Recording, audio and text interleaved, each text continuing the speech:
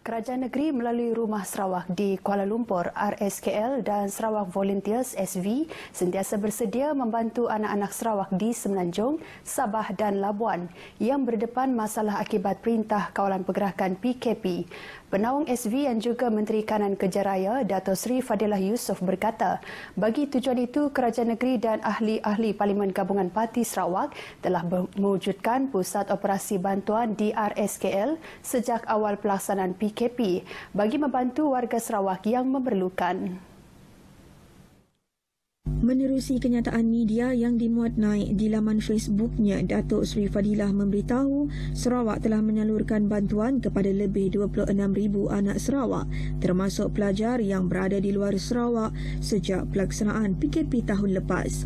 Antara bantuan tersebut adalah menguruskan penghantaran pulang pelajar dan anak Sarawak yang terkandas serta menyediakan penginapan sementara selain bantuan kewangan dan bakul makanan. Sementara itu, bantuan kebajikan melibatkan peruntukan lebih RM430,000 telah disalurkan kepada 704 anak Sarawak setakat ini sejak tahun lepas. Ia melibatkan 3 kategori bantuan iaitu bantuan mingguan bagi kes yang dirujuk dari hospital di Sarawak, penghantaran jenazah dan bantuan lain seperti penginapan, makanan dan tiket penerbangan. Sehubungan itu, Dato' Sri Fadilah berkata anak-anak Sarawak di Semenanjung, Sabah dan Labuan yang berdepan kesulitan boleh menghubungi talian yang tertera. Dalam perkembangan lain, Menteri Kanan Kerja Raya Dato' Sri Fadilah Yusof yang juga ahli Parlimen Petrajaya memaklumkan seramai 5,000 ketua isi rumah KIR di bawah parlimennya mendapat manfaat daripada program bakul makanan, pakej pelindungan rakyat dan pemulihan ekonomi pemulih. Dato' Sri Fadilah Yusof memberitahu peruntukan RM300,000 kepada kerajaan persekutuan itu diagihkan kepada golongan sasar di Parlimen Petrajaya. Jelas beliau penetapan RM100 untuk setiap bakul makanan dikurangkan kepada RM60 bagi memastikan lebih ramai golongan sasar mendapat manfaat yang sama, menjadikan jumlah penerima bertambah kepada 5,000 KIR.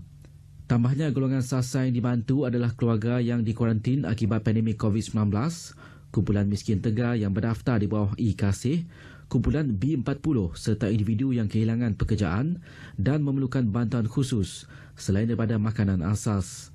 Sementara itu, di bawah program bantuan khas Sarawak Sayang 6.0, beliau mendedahkan 17,000 KIR telah mendapat bantuan bakul makanan kasih sayang Sarawak yang diperlukan oleh kerajaan negeri melalui ahli Dewan Undangan Negeri. Manakala 3,035 lagi KIR telah menerima bantuan menerusi peruntukan Pusat Khidmat Petrajaya bernilai lebih RM182,000 bagi 6 bulan pertama tahun ini. Ia menjadikan 25,035 KIR terdiri daripada golongan sasar dalam kawasan Parlimen Petrajaya menerima bantuan menerusi BKSS 6.0, pemulih dan peruntukan Pusat Khidmat sejak awal tahun ini.